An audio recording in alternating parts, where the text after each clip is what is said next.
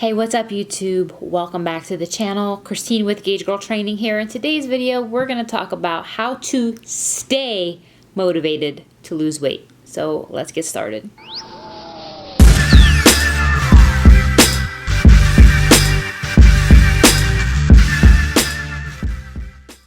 So there's no shortage of things that will initially inspire us to lose weight.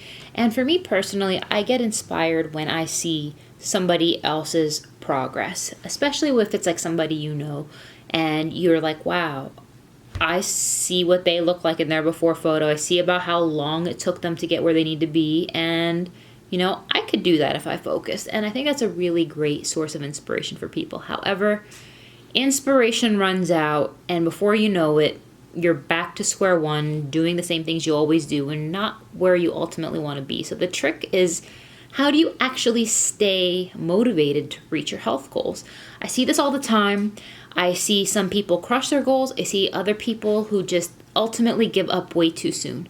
And I think one of the biggest keys to staying motivated is setting realistic goals. When I say setting realistic goals, you can't just be like, I want to lose 20 pounds in a month. It's ridiculous. It just doesn't work that way.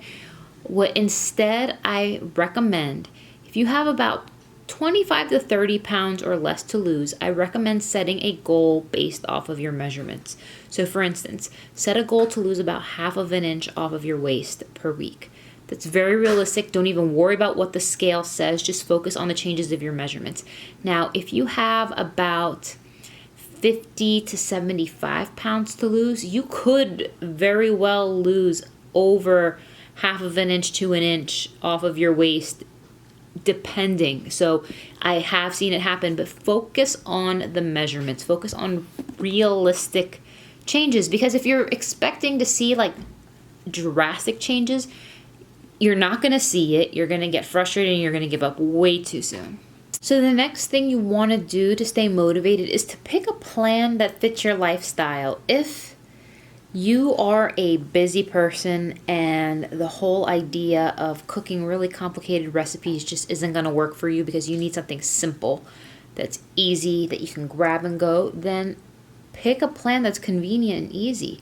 If you are a person who, you're doing keto right now, but you love carbs, you just don't ultimately see yourself giving up fruit for the foreseeable future, then don't do keto. Or if you don't like certain foods, don't sign up for something that causes you to eliminate things that you like. Pick a plan that fits your lifestyle. Pick a plan that's going to work with you. And if you're not sure what you should do, then order a custom plan. And I'm not just saying that so you guys buy a meal plan from me. I'm saying that so you find an approach that works for you.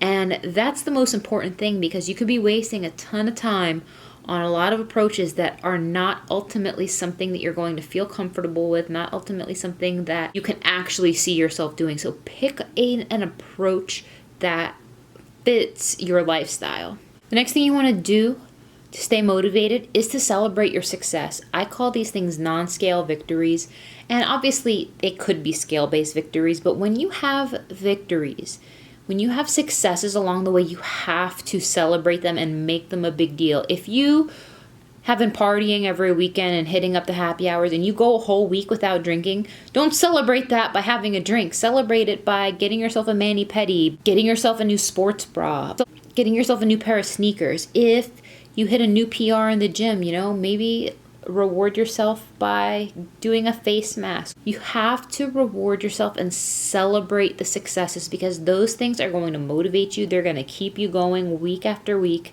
and those things are going to fuel you and give you momentum to keep going when you focus on the positive. So celebrate your successes.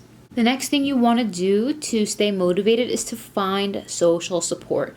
Getting a coach, getting an accountability partner, joining an online community.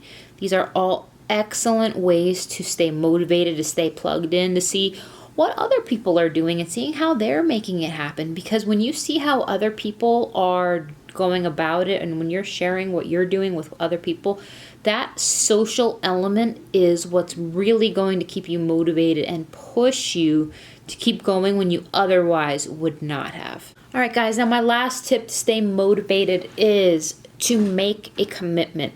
So there's a lot of different ways you can make a commitment. You can set a specific goal and let people know about it publicly. I think there's something very powerful about making a commitment. Obviously, make a commitment to yourself, but making a public commitment takes it to the next level. So for instance, you can join one of the shred challenges.